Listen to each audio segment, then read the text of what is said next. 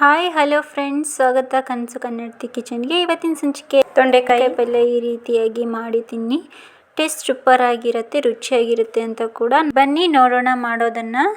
ನಾನು ಮೊದಲಿಗೆ ಒಂದು ಈರುಳ್ಳಿಯನ್ನು ಕಟ್ ಮಾಡಿ ತೊಗೊಂಡಿದ್ದೀನಿ, ಹಾಗೆ ಒಂದು ಟೊಮೊಟೊ ಕೂಡ ಕಟ್ ಮಾಡಿ ತೊಗೊಂಡಿದ್ದೀನಿ. ಮೊದಲಿಗೆ ಟೊಮೊಟೊವನ್ನು ಮಿಕ್ಸಿ ಜಾರಿಗೆ ಹಾಕ್ಕೊಂಡು ಚೆನ್ನಾಗಿ ಪೇಸ್ಟ್ ಮಾಡ್ಕೋಬೇಕಾಗತ್ತೆ.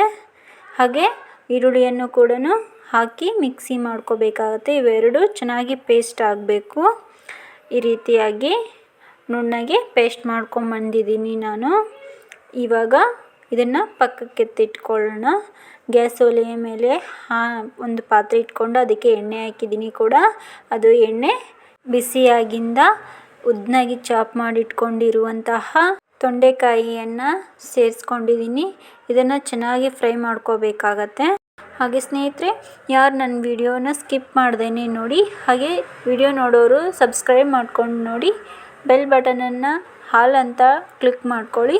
ನಾನು ಹಾಕೋ ಎಲ್ಲ ರೆಸಿಪಿ ವಿಡಿಯೋಗಳು ಮೊದಲಿಗೆ ನಿಮಗೆ ನೋಟಿಫಿಕೇಷನ್ ಬರುತ್ತೆ, ನೀವೇ ನೋಡ್ಬೋದು ನೋಡಿ. ಈ ರೀತಿಯಾಗಿ 3 ನಿಮಿಷ ಆಗುವಷ್ಟು ಮುಚ್ಚಿಡಬೇಕಾಗತ್ತೆ.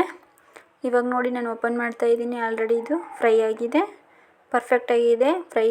ಇವಾಗ ಬನ್ನಿ ಇದಕ್ಕೆ ಒಗ್ಗರಣೆ ಕೊಡೋಣ. ನೋಡಿ, ಈ ತೊಂಡೆಕಾಯಿಯನ್ನು ಫ್ರೈ ಮಾಡಿಕೊಂಡು ಒಂದು ತಟ್ಟೆಗೆ ಎತ್ತಿಟ್ಕೊಂಡಿದ್ದೀನಿ ಸೈಡಿಗೆ. ಈಗ ಅದೇ ಬಾಣಲಿಯಲ್ಲಿ ಸ್ವಲ್ಪ ಎಣ್ಣೆ ಹಾಕಿದ್ದೀನಿ. ಈಗ ಅದು ಎಣ್ಣೆ ಬಿಸಿಯಾಗಿಂದ ಸ್ವಲ್ಪ ಜೀರಿಗೆ ಸಾಸಿವೆ ಕೂಡ ಸೇರಿಸ್ಕೊಂಡಿದ್ದೀನಿ. ಈ ಜೀರಿಗೆ ಸಾಸಿವೆ ಸ್ವಲ್ಪ ಚಿಟಪಟ ಅನ್ನಬೇಕು. ಈಗ ಸ್ವಲ್ಪ ಕರಿಬೇವನ್ನು ಕೂಡ ಸೇರಿಸ್ಕೊಂಡಿದ್ದೀನಿ. ನಾವು ಟೊಮೊಟೊ ಈರುಳ್ಳಿಯನ್ನು ಪೇಸ್ಟ್ ಮಾಡಿ ಇಟ್ಕೊಂಡಿದ್ದೀವಲ್ವ, ಆ ಪೇಸ್ಟನ್ನು ಈ ಎಣ್ಣೆಗೆ ಸೇರಿಸ್ಕೋಬೇಕಾಗತ್ತೆ. ಸೇರಿಸ್ಕೊಂಡು ಸ್ವಲ್ಪ ರುಚಿಗೆ ತಕ್ಕಷ್ಟು ಅರಿಶಿಣದ ಪೌಡರನ್ನು ಸೇರಿಸ್ಕೊಂಡಿದ್ದೀನಿ. ಹಾಗೆ ಅರಿಶಿಣದ ಪೌಡರು, ಈರುಳ್ಳಿ, ಟೊಮೊಟೊ ಪೇಸ್ಟ್ ಇದೆಲ್ಲದನ್ನು ಸೇರಿಸ್ಕೊಂಡು ಸ್ವಲ್ಪ ಹಸಿ ವಾಸನೆ ಹೋಗೋವರೆಗೂ ಚೆನ್ನಾಗಿ ಫ್ರೈ ಮಾಡ್ಕೋಬೇಕಾಗತ್ತೆ. ಆಲೇ ನಿಮಗೆ ಗೊತ್ತಾಗುತ್ತೆ ಅದು ಫ್ರೈ ಆಗಿಂದ ಸೈಡಿಗೆಲ್ಲ ಎಣ್ಣೆ ಬಿಟ್ಕೊಳ್ಳುತ್ತೆ. ಆ ರೀತಿಯಾಗಿ ಫ್ರೈ ಮಾಡ್ಕೋಬೇಕಾಗತ್ತೆ. ನೋಡಿ, ಇದು ಆಲ್ರೆಡಿ ಫ್ರೈ ಆಗಿದೆ, ನೀವೇ ನೋಡ್ತಿರ್ಬೋದು, ಎಣ್ಣೆ ಬಿಟ್ಕೊಂಡಿದೆ. ಈಗ ಅಚ್ಕಾರದ ಪೌಡರನ್ನು ಕೂಡ ಸೇರಿಸ್ಕೊಳ್ತಿದ್ದೀನಿ. 1-2 ಸ್ಪೂನ್ ಆಗುವಷ್ಟು ಹಾಕ್ತಿದ್ದೀನಿ. ನಿಮಗೆ ಖಾರಕ್ಕೆ ಎಷ್ಟು ಬೇಕೋ ಅಷ್ಟು ನೋಡಿ ಸೇರಿಸ್ಕೋಬೇಕಾಗತ್ತೆ. ಈ ಖಾರದ ಪುಡಿಯನ್ನು ಸೇರಿಸ್ಕೊಂಡು ಈ ರೀತಿಯಾಗಿ ಒಂದ್ಸರಿ ಕಲಿಸ್ಕೋಬೇಕಾಗತ್ತೆ.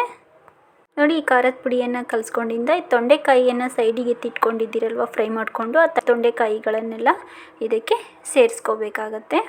ಈ ತೊಂಡೆಕಾಯಿಯನ್ನು ಇದಕ್ಕೆ ಸೇರಿಸಿ ರುಚಿಗೆ ತಕ್ಕಷ್ಟು ಉಪ್ಪನ್ನು ಕೂಡ ಹಾಕಬೇಕಾಗತ್ತೆ. ಈ ಉಪ್ಪನ್ನು ಹಾಕಿ ಇದೇ ರೀತಿಯಾಗಿ ಒಂದ್ಸರಿ ಫ್ರೈ ಮಾಡ್ಕೊಳ್ಳಿ. ಎಲ್ಲದರಲ್ಲಿ ಕಲಿಸ್ಕೋಬೇಕಾಗತ್ತೆ. ಉಪ್ಪು ಖಾರ ಎಲ್ಲ ಕಲಿಬೇಕಾಗತ್ತೆ. ಈಗ ನಾನು ಒಂದು ಸ್ವಲ್ಪ ನೀರನ್ನು ಹಾಕಿದ್ದೀನಿ, ಯಾಕಂದರೆ ತೊಂಡೆಕಾಯಿ ಸ್ವಲ್ಪ ಮೆತ್ತಗೆ ಆಗಬೇಕಾಗತ್ತೆ. ಈ ನೀರನ್ನು ಹಾಕಿ 1-2 ನಿಮಿಷ ಆಗುವಷ್ಟು ಮುಚ್ಚಳನ ಮುಚ್ಚಿ ತೆಗೆದ್ಬಿಡಿ. ಈಗ ನೋಡಿ, ಇದು ಕುದೀತಾ ಇದೆ. ಈ ರೀತಿಯಾಗಿ ಕುದಿ ಬರಬೇಕು. ಇದಕ್ಕೆ ನಾನು ಶೇಂಗಾ ಪುಡಿ, ಎಳ್ಳು ಪುಡಿ, ಕೊಬ್ಬರಿ ಪುಡಿ ಮಿಕ್ಸ್ ಮಾಡಿರುವಂತಹ ಪೌಡರನ್ನು ಸೇರಿಸ್ಕೊಂಡಿದ್ದೀನಿ.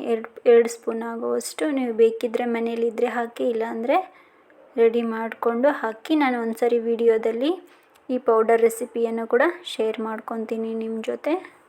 ಚೆನ್ನಾಗಿ ಟೇಸ್ಟ್ ಕೊಡುತ್ತೆ ಅಂತ ಹೇಳ್ಬೋದು ಇದು ಪುಡಿ ಹಾಕಿದರೆ. ಇದನ್ನು ಹಾಗೆ ಒಂದ್ಸರಿ ರೀತಿ ಫ್ರೈ ಮಾಡ್ಕೋಬೇಕಾಗತ್ತೆ. ಇದನ್ನ 1-2-3 ನಿಮಿಷ ಆಗುವಷ್ಟು ಮುಚ್ಚಳನ ಮುಚ್ಚಿಟ್ಬಿಡಿ. ಹಾಗಾದರೆ ಪರ್ಫೆಕ್ಟಾಗಿ ರೆಡಿಯಾಗಿರುತ್ತೆ ನಿಮಗೆ ತೊಂಡೆಕಾಯಿ ಪಲ್ಯ.